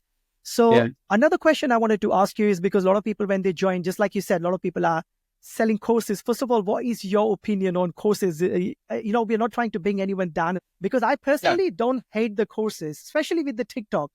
I don't hate courses, and I don't want to knock anybody that does courses, because we are all here to earn our living, to live our lives, and we do that however we need to. But what I don't like about courses, and if I ever met anybody in person, I would say this to their face, like, when you see creators that have one or two viral videos and they have one great month on TikTok, and then they will say, pay for my course and I will tell you how to do this, and you will be able to earn £10,000 in 40,000 claims. £30,000 in 1 month, but my course is £6.99 and I'll tell you how to do it. I do not like that because it's misleading, it's untrue, and they are trying to get people's money under false percentages. Because if I pay £6.99 for your course, you are not going to be able to then guarantee that I am going to be able to earn £30,000 of commission the same way you have, because it's not going to happen. And I think it's misleading, and I think it's unfair to get people's expectations up incorrectly that they're going to pay this money for this course. And for some people, £10 for a course, that can be a lot of money. That's for some people that is a lot of money. That could be their last £10 that they have, and they're choosing to buy this course because somebody's misled them to believe that they're, after having this course, they're going to be a top star creator on TikTok, and it's not what happens. And that's what I don't like. But there are people out there that will do courses for free, and they'll say, let me, I'll teach you. And even for me, like, I don't do courses, and I won't ever do a course, and because I don't ever feel like I could teach someone how to do TikTok. But if anybody ever messaged me and said, can you help me? I would say, absolutely. Let me give you some pointers and tips. Like, I will help anybody. I wouldn't charge for that. I wouldn't say, yeah, £6.99, please. And I just don't like that. When people are doing it genuinely and authentically, and then that's a little bit different. But for me, I've never paid for a course. I've never done a course. And all of these courses that you do see, I just think there's nothing that they are trying to teach you for £10 that you can't get by just reading the TikTok shop policies in the in the marketplace on TikTok, where you can get it all for free. That's my opinion on it. I know, because this is one of the very a very hot topic at the moment, because we have suddenly seen a lot of videos coming through. And I think my problem is I personally do believe the course market and everything works. I think it works a bit more in US because more US consumers have got more disposable income compared to UK. And I think I'm completely up for course as well. Although I personally don't like the course format. Because I've been into similar like YouTube groups and everything before when I was starting to learn. And I've literally never gone through the videos, most of the videos when I've joined it. Yeah. But I've joined in mainly because of the community. So the way I like it, it's like a very, like maybe there's like a, like for £5 or £10, or even like for free, the course content is free. And then you are paying like, like a £10 or £5, like what you would usually pay for a coffee or something, just for being in that mastermind group where everyone's discussing their daily, journeys and everything. Yeah. That gives a chance for someone not to shell out a lot of money. Like you said, some people are charging hundreds. And again, I think as long as you're doing it as long as it's done in the right way, and you're not misleading people to believe that by buying a course to be able to teach you how to do TikTok shop, you are then going to leave this course and be able to go and make £30,000 every month, because that's not realistic. And no course can guarantee that that's going to happen. So as people say, pay $9.99 for my course and I will help you be able to learn more about TikTok shop and what works, what doesn't work. And then you can go away and see if you can put all of that into action. That is fine. But when people are, have got screenshots of all the money in the background and all of their commissions in the background saying, this is a course and I'll teach you how to do all of this. And I'm like, no, you won't though. You can't do it. This is exactly what Charlotte said as well. And I think some of us have the problem with some people selling these. I'm not putting any particular person down, but I think that's the pattern. I've seen it with the digital marketers. Just that pyramid scheme, these are the 4 courses. Then you end up selling the same course again and again. So it's not their course, which is obviously another story, which we won't go into because it's not related to TikTok. But even with the TikTok course, I think that's the problem. Someone has just initially made like 1 month, one viral video or 2 months. And then, and if you see, sometimes they're still showing screenshots. Some of them, not all of them. Some of them have recent success because of November being like the most, highest. They always show the best time. And like you just said, like you'll see a screenshot and you're like, that was 3 months ago. What did you do this month? Nothing. That's what. Exactly. And some of them are still showing the screenshot for the last 7 days because how much commission have you earned? Exactly. And some of them still got screenshots from September as well, which is a bit weird. Absolutely. So initially, when I was talking to Charlotte as well, I was like, I wanted to create like a community, but like put a course kind of content, but I didn't want to call it like a course or something. But have like a mastermind community or something where, people were paying like a 5 or a 10, But again, like, because I've seen so many bad things about courses in past, like your experience, Yeah. it just sometimes makes you think whether you want to do it or not. My intention was completely different. So that there is a mastermind community. And, £5 is something what someone, I think more than £5 someone would pay for a coffee nowadays, even in UK. Yeah. So my point one is like, have that community. Yes, you have to still, as a person, who's building a community, have to make some basic course for someone, because not for everyone is not that easy to get going. They might not know how to link in products and stuff like that. But then the majority of the reason of starting the community is not that to earn that £5 or £10, but have that community who are sharing journey. So they're encouraging each other. Plus, that also gives me as an opportunity, maybe not becoming like an agency or something, but bringing in resources. So in past, I've had so much e-com experience. So then, I can go to say like you or Charlotte and say, do you think that, and I'm going to come back to one question, because you had a very good collab with Wellguard, but something like that. So I know, for example, I can, do a clothing brand, but if I was to able to start it, I don't have that audience connect, but you have that audience connect, and you don't want to specifically spend time in creating a brand and dispatching and all those kind of stuff. So I can then, based on, what I see in that community, like someone has experience, or someone are good with this, someone is good with B, someone is good with C. So I can bridge that pool and bring in a little bit more than what they're already doing. So, which is why I wanted to ask one more question. Do you think any such communities might be something which you think is good? I know you don't like to be part of the group, but I think any community where you feel supported and you can get help and you can share tips and learn from other people is a good community. So, like I said, I don't think that's a bad thing, as long as it's done in the right way with the right information and transparently and openly. Then I think, there's nothing wrong with being part of that, definitely. Right. Okay, so my next two questions are a little bit related to TikTok, but what your plans are for future as well. So first of all, we didn't show the video, but I'll definitely tag a snapshot of that. So like you said, when you started doing your journey, obviously the first few products which came to your mind and you started promoting and you started having success was, your Wellguard products, which is your gummies, health products and everything as well. So you ended up having I would say it's still like a collab, because it is Wellguard products, but you were able to collab with Wellguard and you came out with your own Mr. T bundle, which, by the way, I think you got 9 million views on that videos. Obviously, other creators can sell that products as well, just like a normal listing. But I'm sure majority of them would have been sold by you. And I think you've sold like 30, 40,000 bundles or even more than that. I can't remember. I must have missed out on that one. On not on one particular bundle, but like through multiple different products from Wellguard, then absolutely, without a doubt. And that was a really proud moment for me, like having my own bundle. Like I've never experienced that before until when Wellguard offered me my own bundle, and I was like, that would be amazing. Like, thank you. And again, it was another one of those moments where sounds silly, but I get off a phone call and like cry, because I'm just like, oh my God, is this really happening? It is a great achievement. And I mean, so did they approach you? Did they approach you to create the bundle? So Wellguard approached me.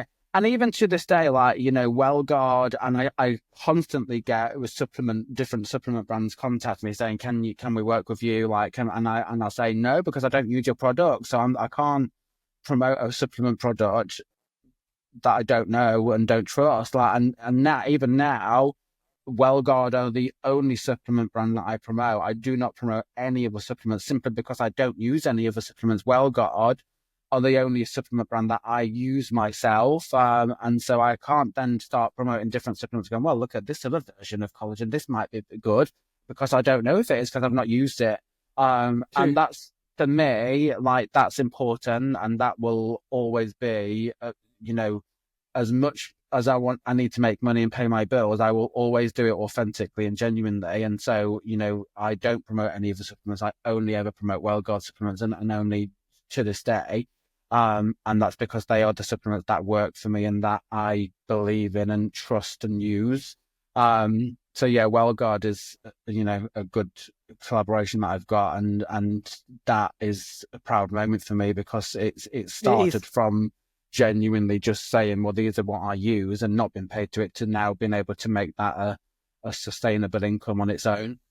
Yeah, this is, I mean, and Wellguard is probably like one of the top 2 or 3, like supplement company in UK, not Yeah, in just the on UK. TikTok Yeah, Shop. So yeah, absolutely. they're Yeah. such a big brand, not just I think they are, I mean, obviously they are one of the 2 biggest on TikTok Shop UK.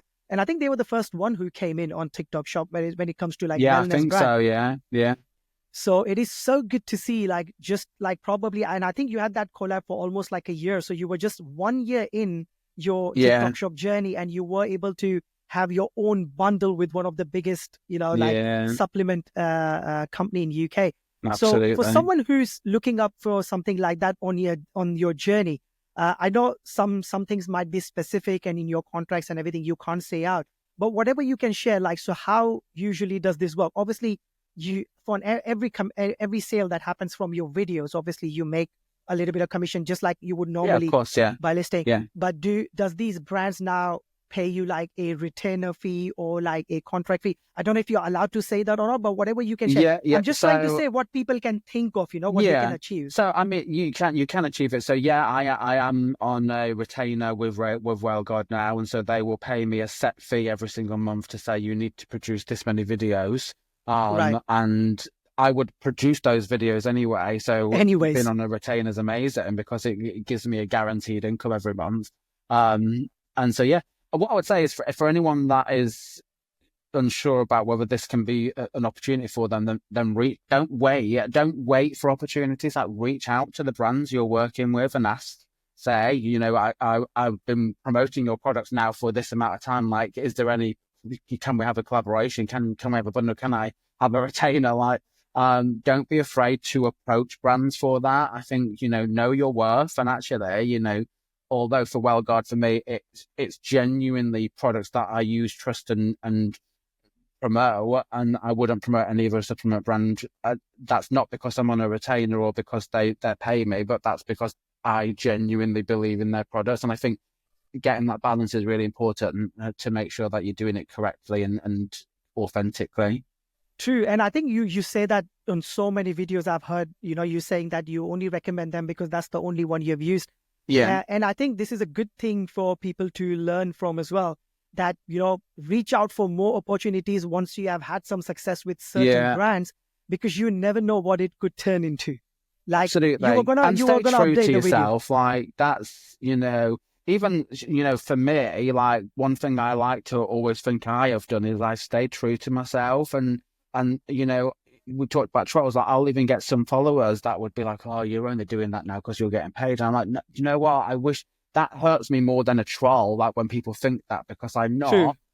true. And actually, as I've just said here, like, I don't promote any of the supplement brands. I have been approached by other big supplement I can brands imagine. I offering can me imagine. incredibly generous deals and retainers to say, "Can you promote this for us?" And I've gone, no, because I don't use it. And so I won't promote it. And regardless of however much money I make on TikTok and whatever content I put out there, I will always stay true to myself and only ever do it if it's in line with what I feel is right. And so that's one thing I would always say to people is, like, stay true to yourself regardless of what you're trying to achieve.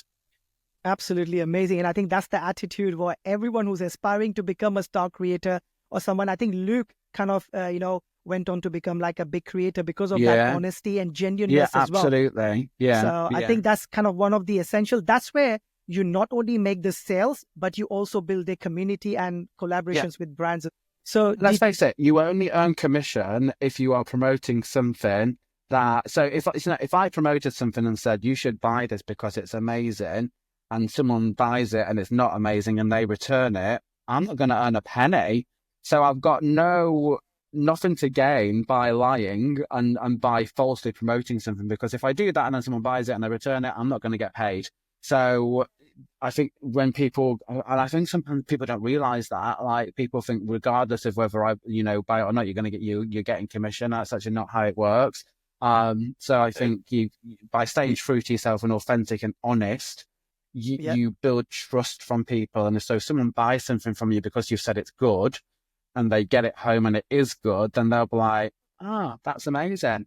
Yeah, if they buy something from me and because I promoted it and get it home and think, that is terrible, like, why have I bought that? they might see another video from me and think, well, I'm not buying that from his video because Yeah, the last because thing you I can bought fool from his them video was once. terrible. And who wants that reputation? So, Yeah, and you'll yeah. often see people as well say, oh, you never say anything's bad. I'm like, because I don't promote anything bad. Like, Anything bad, I get yeah. sent so much stuff. And there is a lot of stuff weekly where someone will send me something and I'm like, I'm You can't sorry, even I post can't them. promote it. I'm not even going to Exactly. do a video on it. And that's not because, maybe I should start doing more videos but then I'm like, I don't want to do that because I don't want to, I might not think that's very good, but someone else might like it. So I don't want to damage a brand by saying their product's not good because I don't think it's good. So Yeah. in which case I just decide not to promote it, rather than say something bad. Because like I say, I might say this is really terrible, but you might get home and think, I don't know what Tariq was on about. I actually really like that. Yeah. And it does happen a lot, but I think it's best to stay true to what you believe, because like you said, Yeah. even though I'm not a big creator, I think I've got 40-50% of the products that I've never even promoted. And Yeah. because I never used to do videos, I literally rejected products, like even including, you remember the electric scooter, because I don't have. Now someone might say, why wouldn't you get it and just make one video? You're getting a 200 pound worth of scooter. I haven't got space. I haven't got space. I stay in a very small, humble, like small bungalow. Where am I going to keep it? And when I was doing like my son's scooters and everything, he's got 4 now. And he doesn't want to let go either one of them. So obviously the first one we ever bought for him. And then he got 2 others, which I bought just like for doing videos and everything. So I said, I'm not getting any more scooters or electronic products because I haven't got any space. It does get overwhelming, like you say. Like it starts to take over your home, and you're like, there's, when you're working in a 9 to 5 job, one thing I did like were that I used to leave the house, go to work, and come home, and there was a separation. Whereas you don't get that in this job because your home is your workplace. You're constantly getting deliveries. I mean, the delivery drivers know me now. They know you probably. I know them all by name. Like, and so your house becomes your workplace, and the samples that you receive and the product that you receive into your home start overflowing into your home, and all of a sudden you're just surrounded by TikTok stuff, and you're like, oh my God, I need to separate this, which is why I created a separate TikTok room now, and I keep all of the stuff in a separate room so that it doesn't overflow into my home, so that I can actually still switch off without samples staring at me and me thinking, oh, I need to film that. I haven't filmed it yet. Absolutely correct. And actually, it's such a great thing, again, for someone who's listening this and hasn't, started their journey. This is one opportunity which you could literally, I'm in my shed, by the way, at the back of the house. And I think you did create, and I think it's just the wall panels I had from previously. Otherwise, I've just literally colored the walls. But, you were doing it from like, I remember most of your videos were in the same position, like you used to sit or stand in one from your mirror or something before, or like I think it's next to your window. And then you created a special loft room from that, but you ended up still not using that room for your content creation. So it's so good to see that, you can start this journey and you could literally replace your income by just filming in your kitchen on your, like Luke kind of does it on his kitchen table.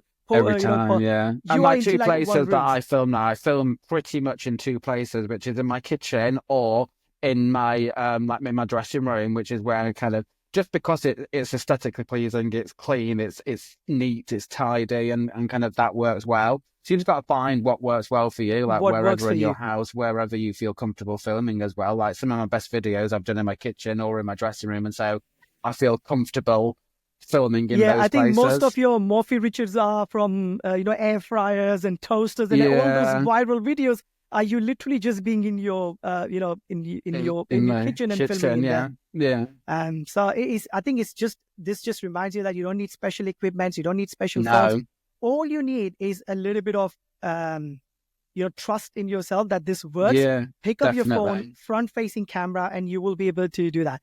I wanted to ask you one more question. Since so did you try to create similar kind of collaboration, or did you get like a retainer fee from any other brand after that first one? Because I know you work very closely now with Morphy Richards after that iron that went viral. You had toasters and everything. And that's when I say that iron changed my life, that's because off the back of that viral video, that is when I started getting approached by Morphy Richards and by other brands to work with me and on a paid basis, and that that that's what changed my life. It wasn't because of, what was because of the video, but it wasn't because of the sales or anything else. It was because of what came after. And so, yeah, I've got a very close relationship with Morphy Riches now to this day. And I love them as a brand. And that's why I continue to promote for them, because I love their products, but they treat me very well. And I've got an incredible relationship with them. But I've also been able, from that Morphy Riches video, like I say, I've had now other brands that have now approached me, that have seen that video, that have said, we would like to work with you, but we'll pay you to work with you. So can we chat, and we'll pay X amount of the money for these videos. And they're not even TikTok shop videos. They're just, I don't link products. It's just, feature this in your next video and we'll pay you this amount of money. And I'm like, this is unbelievable. Like, wow. Yeah. But that's such an amazing thing that you shared there, right? Because a lot of times people think, we might get a little, because it does happen sometimes, you are not in that 100% energy level. And sometimes you think you don't want to make a video. But the reason why I asked you this question is just to kind of remind the audience as well, that it's not just about making sales on the products. You can take this to a completely different level, just like any other content. Absolutely. Yeah. And COLLABs, that Morphy Riches video retailers. allowed that to happen for me. And I was literally getting companies saying, can we send you our mug and can you use that in your next What I Eat in a Day video? And I'm like, oh, yeah, sure. Can we send you our play and can you have your dinner on it next time you film a recipe video? And I'm like, it's insane, isn't it? It's hard, but it's so good to hear that not only that's the a merchants, good way of advertising for brands. Good like, way, and I think it's much more natural. Coffee that I have, like people will see the coffee and like the mug and want to go and buy it, and they don't have to buy it. You can buy it from wherever they want to, but just by it's exposure for the brands, which is what they also like and pay for. Yeah, and I think that's where your genuine influence comes in picture. Yeah. When you've promoted the right products, you have always been true to that. I know sometimes, like say if it's not a TikTok shop product, maybe they don't have the exact, at the back end, they cannot see how many sales you made but by looking at the videos and your profile and the engagement, they can figure out that you have a community, which even if it's not something on TikTok shop, they will still, the brand will get the recognition because you're holding it, you're using it or something like that. Yeah. So that is product really, placement really good. Almost. Yeah. Have you ever thought of starting your own products? The reason why I ask this is because that's another natural progression, which a lot of, creators have gone. Like Luke has started Yes Clean, Lopeword. Yeah. So do you have any plans, or have you ever thought of doing something like that? I've not thought about it massively, but I haven't got any plans to. For me, one of my biggest sellers is supplements, and supplements is such a competitive market, and I just think if I could probably find a really good quality supplement, and that would work and would be beneficial for people that follow me, but then I would be competing with brands that have got multi-million-pound advertising budgets, and I haven't got that investment. I make good money on TikTok to live my life and go on a couple of holidays every year. I haven't got enough money on TikTok Shop to be able to then spend £500,000 on marketing. I haven't got that investment, and I think amazing for people that do that. And I think for anyone that does start their own brand, then hats off to them. It's incredible. And I will support them and help them and promote their products. But for me, it's not something that I would want to do. I'll probably, if I could get investors, if there are any investors watching and you want to reach out, reach out in the comments, because that's going to be profiling. But I haven't got the funds to invest into creating my own brand to make it a success, let's say. I think you will. I think you're probably underestimating, and I think, to be honest, you are kind of at that middle ground anyways. Because, for example, like say some of the creators who are just solely relying on the commission, not retainers. Yes, some people do have retainers, like even if it's not their own bundle, but because specifically you were like, what I would say, like for other creators, they could definitely do something what you did with Morphy Richard, but what you did with Wellguard, having your own name on the bundle. Even if it's just a listing. I know it's not like an actual product, it's a listing, it's their own product. Maybe it's not on the packaging itself. But still, definitely. It is still one step up from just being a creator who, just makes commission, then Absolutely. having like and I think you might Actually getting it on supplements is a little bit easier than what you think, because I've seen a lot of brands on another marketplace, Amazon, starting from scratch. So I don't want to go into that. But you could still do a lot of products which are complementing, because you already have a good relation with Wellguard. You have a retainer fee, so it doesn't make any sense to spoil that. The link you have.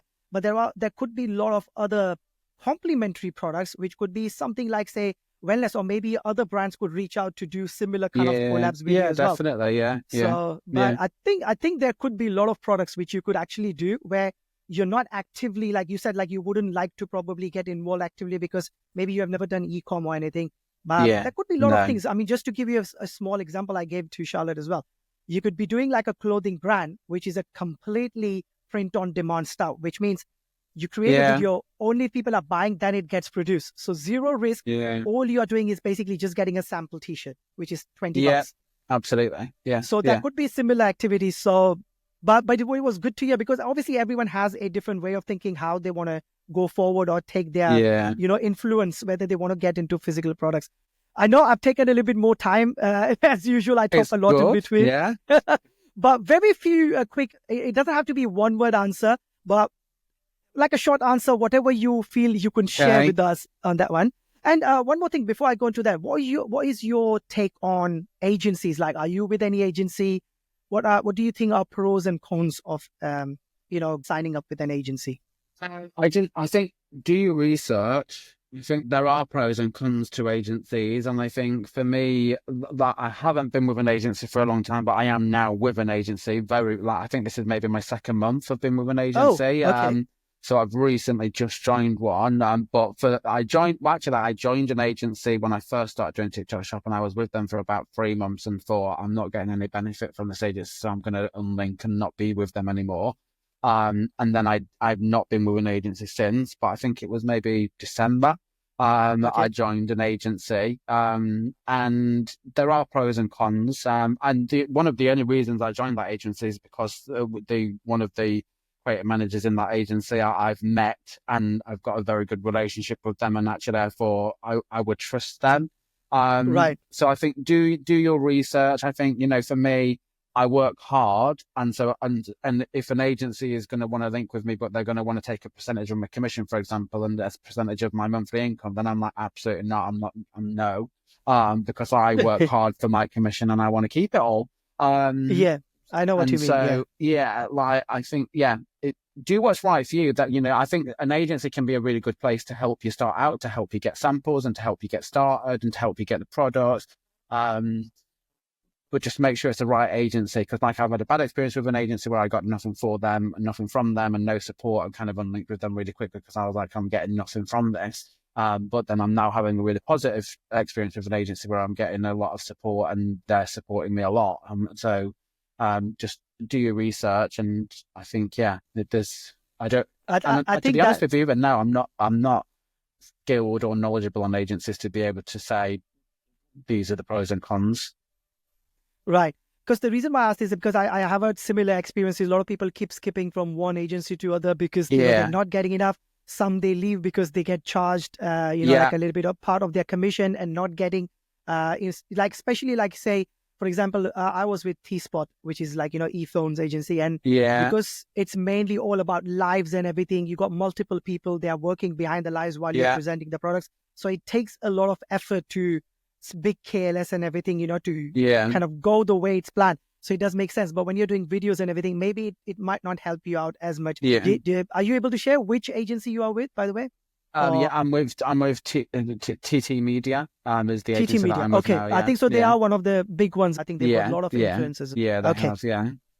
Right. So I think like you, a lot of creators have joined some of the agencies as well because they don't get charged. They do get a little bit of support, whether it's with lives and everything. Charge, and so some of them actually get paid retainers as well, which is so good. Obviously, they want to have big creators on their books, so that pays. So I think it's fair, to be honest. It's fair. It's almost like sponsorship in a way. Nothing wrong about definitely, it.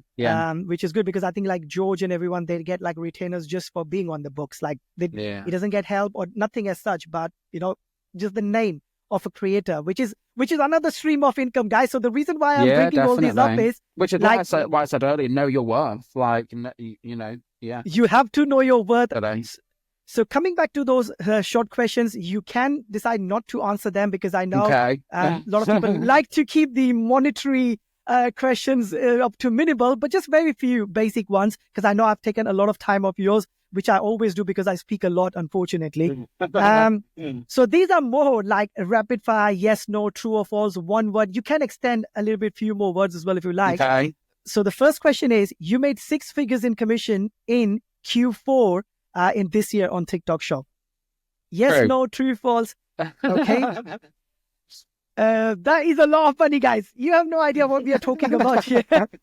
This is a lucrative industry, I'm telling you. Yeah. There's no other social media where you will get paid so much instantly in your first couple of years. It's insane, No. seriously. I know I keep saying that, and I haven't even got a course to sell. Otherwise, I would definitely say that a lot. Okay, so how much money you made from the most viral video? Now, if you're not comfortable with the exact amount, you can just share the units you sold or the GMV, and then I can figure out what to say to the other people. So I will share with you. I don't normally do this, but I Thank will you. share. So I've got one of my most viral videos. I would say from one video, I genuinely cannot give you an exact figure, but I would say it was between 40 to 50,000 pounds from one video. Yeah. From one video. Seriously, guys, you know, I try to keep my emotions down in these kind of stuff because sometimes it you know, especially if it's a course seller, it just becomes too energetic because people think, you know, you're saying that. But seriously, guys, I said that in the podcast with Charlotte as well. The average UK salary, which I'm not, if maybe I might be wrong because it keeps changing a little bit, is about 28,000 yearly, annually. And you were able to make almost 40 to 50,000 pounds from just one video. Yeah. Now, I'm not saying that that's going to happen on every video. No, absolutely. And it doesn't. It's just to be transparent. It doesn't. Yeah. Disclaimers that it's not going to happen on all video. But just think about it. I mean, if you did like one video a day, I know most of us, like big creators, are obviously doing much more. I do only for like 10 to 15 videos a month, which is what I'm taking a resolution this year that I'm going to do more. Yeah. But since I'm not doing live stream, I've got more time now. But it goes to say, even if you did like one video a day, that's about 365 videos. Obviously, you'll have some days off, some days you might do. Yeah. I find it hard to believe that if you did 360 videos a day, there won't be one video which will make you that 10, 20, 30,000. It's hard to believe. It's hard to believe, definitely. Because by the time you've done so many videos, you have definitely excelled to a level where you will be making mind-blowing, that 40, 50,000. I know you don't usually like to share numbers and everything. So really thank you that you did actually share that. This should motivate a lot of people. I think talking about money is just a British thing where we don't like to do it, which is a bit weird. You know, I was supposed to start this. I know I'm going a little bit off track. I was supposed to start this podcast 6 months ago. Right. But my I wouldn't say like issue, but my point was because, you know, like when you share numbers, those are kind of the hooks in a way which attracts more people to really watch the, you know, the videos, whether it's podcasts or like YouTube videos. And I often see, because I've been from Amazon industry, like from like 10, 15 years, my entire online group was mainly from there because the community there, I just like you said, it's a British thing. We here don't like to speak how much we make and stuff like that. But in US, you will see the talk shows and everything. We are literally like they are showing screenshots and everything. I mean, it happens more. I don't know. It's just like a little bit of culture difference. Sometimes I feel I'm in a very privileged position now doing what I do and earning the money that I earn. And I would never want to share stuff with people and for them people to kind of be upset by it or offended by it or, you know, or whatever else, because not everybody is in that position. And like we've talked in this podcast quite a lot about and lots of people won't get to that position. And so I think it's, you know, it's just about being respectful, isn't it, really, for people that are not in that situation. That's one of the reasons why I thought, you know, I would probably ask maybe one question related to one video or something to all the guests. So it's not giving out like the entire information so that someone doesn't get demotivated if they don't reach at that stage. But at least like, you know, discussing or revealing at least like one video or one, day or 1 month, whatever the case may be, at least gives them a little bit of motivation and idea. Because I used to watch a lot of YouTubers and everything, because I thought, like, can you really make money from content? Yes, now there is enough content there to have that social proof. But, a few years back, that wasn't enough like content there, which shows you how much, money people make. So someone going down a certain route doesn't know how much money they're going to make. So really, really thankful for that. What was the weirdest product that you ever got that you either showed, promoted, or you didn't end up showing on your videos? Can you think of anything like that? I was thinking about this, and it's a difficult one because I haven't really. The strangest thing I've promoted that actually sold very well were like a moisturizing set for your private area. Like for your testicles, basically. I remember Sam did a video about that as well, Simplistic, if you remember. I think it was around that daytime. And I believe someone did reach out to me for that one as well. And I said, no, I can't do that because I have no idea. I did it because I was like, that is a novelty Christmas present. People will either love that or they'll hate it. And I was like, I'm going to do it. I wish I would have gone through that video. I must have missed your video. I tried to keep up, like with most of the creators' video what they post. But I definitely missed on that one. So I might probably have to scroll back a little bit because you create so much video. Yeah, and you create so much videos. That's it. Okay, another thing, one of the if you can share one of the funniest, again, a weirdest comment or question that you got asked. I know you don't do much live stream, so maybe on a video that you felt really weird question. I don't know if I've got anything that comes to mind straight away. One of the things that I find weird is like when people say like, get a real job. Oh, because that's a classic one. I'm like, if you do not, like, people don't realize, and as we've talked, we've shared one monetary value in there, and I'm like, if earning that much money from one video is not a real job, then what is a real job? Like, and I just think people don't realize that, and I'm just like, oh my God. Yeah, it's this like, is a real job. Get a real job, or it's like, getting sold out for that 10 pence, or, like they will put a monetary value. Was the 10 pence commission worth it? Yeah, it was actually. Yeah, you have no idea when it multiplies in million views. That could be probably like your month's salary. Obviously not in a bad way. You're not putting down someone else. But it kind of just shows you that some people don't have any idea of how much actually you can make even if. And I think I was a bit guilty of that as well because I was like more tech creators. I always thought, to do the GMV and everything, I just need to do phones, tablets and everything because they have value. But when you start creating content, you realize it's the cheaper products which can multiple. And, because those are like impulsive buying products, people will buy them and everyone buys them. Whereas with certain tech products and everything, not everyone will buy, or maybe they buy once in a year or once in 2 years. So I think you learn all those things. One very, very important question, just last 2 questions, I promise you on that. Okay. But one quick question, how has this changed your life? It's made me financially independent for one, which is always an incredible feeling. It's allowed my other half to leave work now as well. So he works alongside me and supports me to be able to do TikTok. So as a family, we can spend more time together. We can explore the world together more with no constraints. And that's an incredible feeling, to be able to do that.